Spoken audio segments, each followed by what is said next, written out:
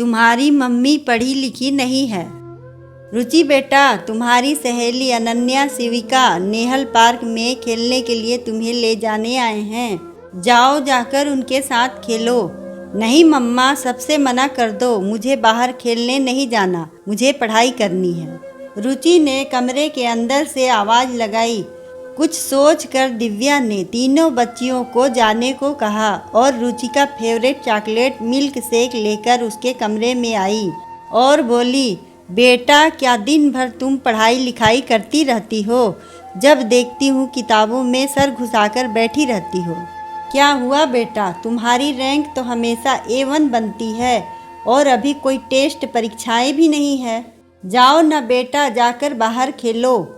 माँ दिव्या ने प्यार से अपनी बेटी रुचि के सिर पर हाथ फेरते हुए कहा। नहीं मम्मा, अगर मैं पढ़ूंगी नहीं तो। 8 साल की रुचि के चेहरे पर गंभीर भाव आ गए और वो कुछ आगे बोलते बोलते रुक गई। बात की गंभीरता को समझते हुए दिव्या ने बड़े प्यार से पहले उसे अपना मिल्क शेक खत्म करने के लिए कहा और फिर धीरे से पूछा, बेटा मम्मा रुचि फ्रेंड है ना? फिर रुचि मम्मा से कोई बात क्यों छुपा रही है? कोई बात है तो जल्दी से बता दो, फिर हम आपकी फेवरेट आइसक्रीम खाने बाहर चलेंगे। लेकिन मम्मा, आपके पास तो पैसे ही नहीं हैं, फिर आप मुझे आइसक्रीम कैसे खिलाएंगी? पापा से मांगोगे तो वह आपको फिर से डांटेंगे। अपना सिर झुकाकर बोली, मम्मा मुझे अच्छा नहीं लगता जब भी आप पापा से पैसे मांगती हैं और पापा आप पर चिल्लाते हैं। मैंने दादी से पूछा तो वह बोली, आप पढ़ती लिखती नहीं थी, इसलिए आपके पापा ने आपकी शादी कर दी और शादी के बाद पैसों के लिए पति की डांट खाना पत्नी का फर्ज होता है और वह पैसा अपनी इच्छाओं और अपनी मर्जी से खर्च भी नहीं कर सकती। इसलिए मैं दिन रात पढ़ूंगी और पैसे कमाऊंगी, कभी भी अपने पति से पैसे नहीं मांगूंगी। मम्मा मुझे आप जैसा नहीं बनना, मुझे बुआ जैसा बनना है। दादी ने बताया बुआ जॉब करती है, कभी पैसों के लिए किसी के आगे हाथ नहीं फैलाती और फूफा जी कभी उन्हें डांटते भी नहीं, इसलिए मुझे बुआ जैसा बनना है। अपनी बेटी के ये शब्द दिव्या के सर पर हथौड़े की तरह चोट पहुंचा रहे थे। रमेश और दिव्या की शादी को 10 साल हो चुके हैं। शादी के कुछ महीने बाद ही दिव्या ने नौकरी करने की इच्छा जताई।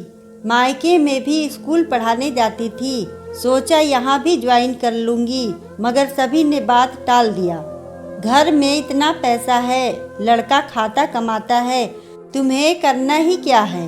अपने माता पिता से भी बात की तो वे भी बोले, जब दामाद जी नहीं चाहते तो तुम क्यों परेशान होती हो? आराम से अपनी गृहस्थी संभालो। उसने इस घटना को अपनी नियति मान लिया। कुछ दिनों बाद पता चला ननद सुमिता पढ़ाई पूरा करके जॉब करने बेंगलोर जा रही है।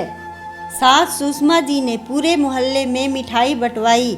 अजी बंटती भी क्यों ना, गुड न्यूज़ जो थी। बहू की तरक्की से समाज और परिवार की इज्जत घटती है, बेटी की नौकरी करने से इज्जत दोगुना बढ़ती है। यही दोगले समाज की पहचान है।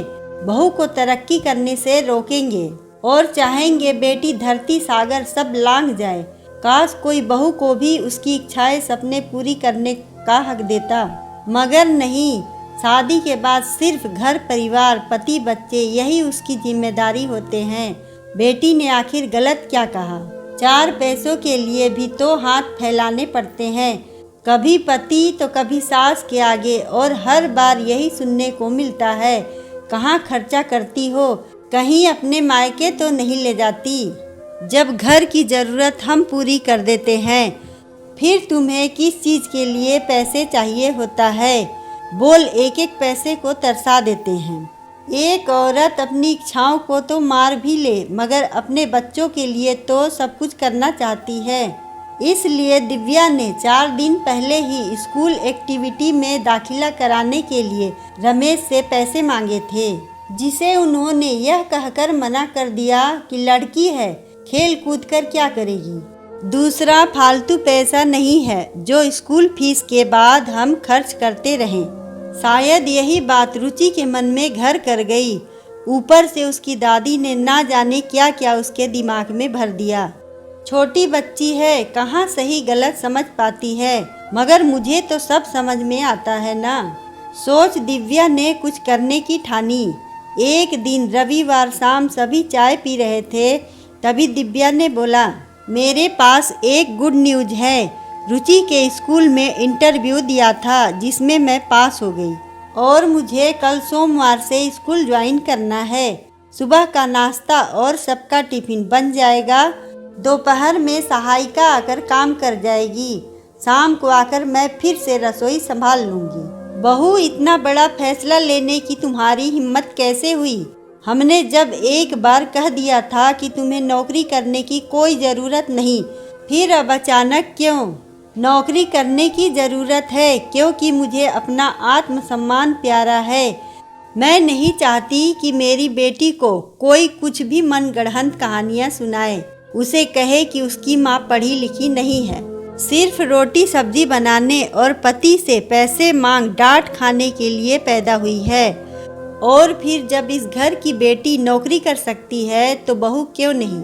माना मैंने यह सवाल उठाने में बरसों लगा दिए, मगर आज मुझे इसकी ज़रूरत महसूस हुई, इसलिए पूछ रही हूँ। पति बोले, दिव्या, क्या नया फितूर चढ़ा है? तुम घर परिवार छोड़कर नौकरी करने जाओगी? रुचि को कौन देखेगा? माँ इस उम्र में काम करेगी? अरे क्या हो गया? जो कभी तुम पर चिल्ला दिया तो आखिर मेहनत तो तुम्हारे लिए ही करता हूँ, गलती हो जाता है। कभी ज़्यादा आत्मसम्मान पर चोट लगने वाली किताबी बातें मुझसे ना किया करो। देखिए, घर पर रहूं या बाहर काम करूं, सब कुछ मुझे ही संभालना है, तो क्यों न कुछ दिन मैं अपने मन की भी करके देख लूं। इतने साल आपकी बात मान ली, कुछ समय के लिए आप मेरी बात मान लीजिए। मैं कल 7 बजे रुचि के साथ स्कूल चली जाऊंगी। आप सबकी चाय नाश्ता टिफिन आपको तैयार मिलेगा, और अगर कुछ रह जाए तो आशा करती हूँ आप सभी लोग भी सहयोग करेंगे। दिव्या का 2 टूक जवाब सुन सास और पति दोनों ही चुप थे।